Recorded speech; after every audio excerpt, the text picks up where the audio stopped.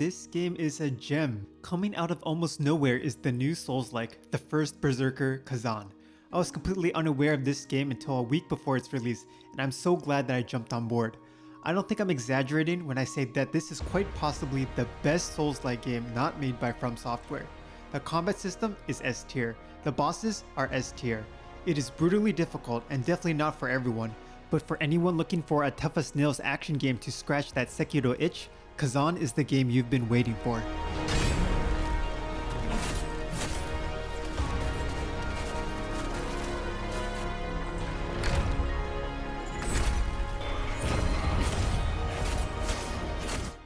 This game is hard. Enemies destroy you, poison destroys you, fire destroys you, bosses eat you for breakfast. I've beaten just about all of the FromSoft games without using summons, and even at the halfway mark in Kazan, I can already say that Kazan is one of the hardest, right up there with Sekiro. If you're not up for a tough, ball-crushing experience, you might want to hold off of this one. Kazan is a game that demands you to pay attention to its mechanics. It's unrelentlessly punishing, but absolutely rewarding. The feeling of accomplishment when you beat one of those insane bosses captures some of that magic of playing through Dark Souls for the very first time. If you're willing to grind and step up to the challenge, I think you'll find one of the most thrilling action games we'll see this year. Made by the Korean studio Neopol, the First Berserker Khazan has you play as the fallen general, Kazan, who makes a pact with a being known as the Blade Phantom in order to exact revenge on his enemies. As a combat-focused game should, one of the game's strongest areas is its combat. So many Souls-like games in the past have tried to match up to FromSoft's masterpieces, but I found many of them to fall short of the polish and heights that the FromSoft games were able to achieve. Kazan though is a bit different.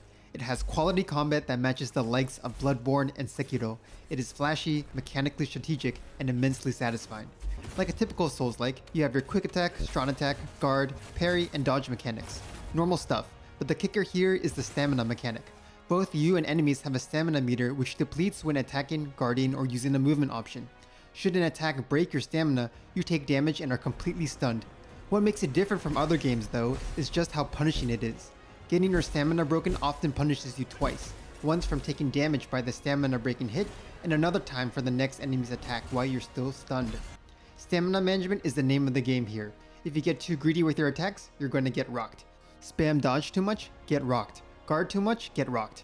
This all encourages you to master the perfect dodges and guards, which don't deplete stamina. Just like Sekiro, you gotta really learn the enemy's moves and time your defenses almost like a rhythm game. Mastering your defenses then gives you windows of opportunity to punish your enemies with fierce combos of your own.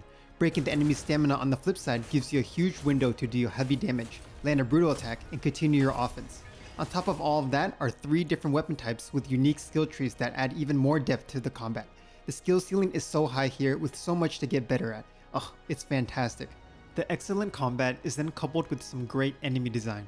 You'll fight your way through soldiers, bears, dragon dudes, bats, spiders, all with tough movesets to master. They don't have quite the level of dark creativity to their visual design that a series like Dark Souls brings, but they are fun to fight. The game does a good job at mixing up different enemy compositions and environments that make each encounter feel at least a little bit different from the last. These guys though are more or less training wheels for the real stars of the game, the bosses. These are hands down some of the best designed bosses in the Souls-like space. Absolutely peak, but also at times ridiculously brutal. They have ton of health, do a ton of damage, and way more moves than you'd expect. Look at this guy, insane moveset, second phase, crazy damage. It could easily serve as the final boss in an easier game, but in Kazan, oof, he's just the second boss. And the rest that follow just get better and better. But even with the high difficulty, I didn't find myself getting too frustrated. These fights, at least the one I've seen so far, feel surprisingly fair. This is thanks to some solid telegraphing on the enemy's attacks. There are a couple that are a little sketchy, but usually each death felt like my own mistake. Grinding out attempt after attempt, slowly honing in on my brink guards and DPS combos brought me back to when I played Souls-like games for the first time. It's similar to Sekiro in how the enemies and bosses forces you to master their mechanics. Bosses are tanky, so it's hard to cheese them. Getting hit hurts, so you gotta learn the blocks and dodges. They will spank you first time through, but as you nail down each pattern one by one, you'll be the one spanking them instead, and oh is it satisfying. One neat decision the devs did is to grant you a little bit of extra lacrima, the game's equivalent of experience or souls, every time you fail a boss attempt. This allows you to slowly progress your character even after dozens of deaths, which can help make the fight gradually easier.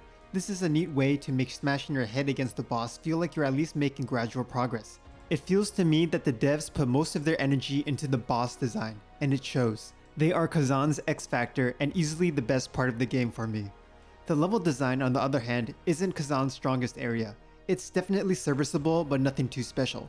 Structurally, it is closer to Nioh than Dark Souls, where you play through level by level instead of exploring an interconnected world. Within each level, you'll have your standard bonfire checkpoints and one of the crazy bosses at the end. There's also a hub area like the round table hold from Elden Ring, where you can level up, visit the blacksmith, and purchase items. The levels themselves are aesthetically quite pleasing, although I could do without Kazan's version of Blighttown.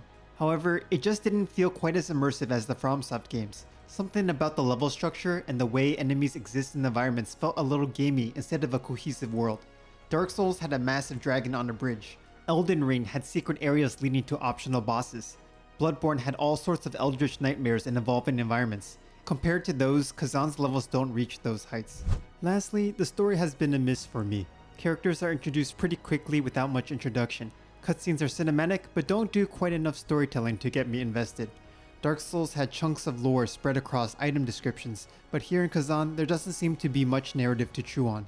Maybe fans of the Dungeon Fighter online universe, of which Kazan is a part of, will find story bits to love here, but this is not for me. These are just a couple of nitpicks of what else is a solid game.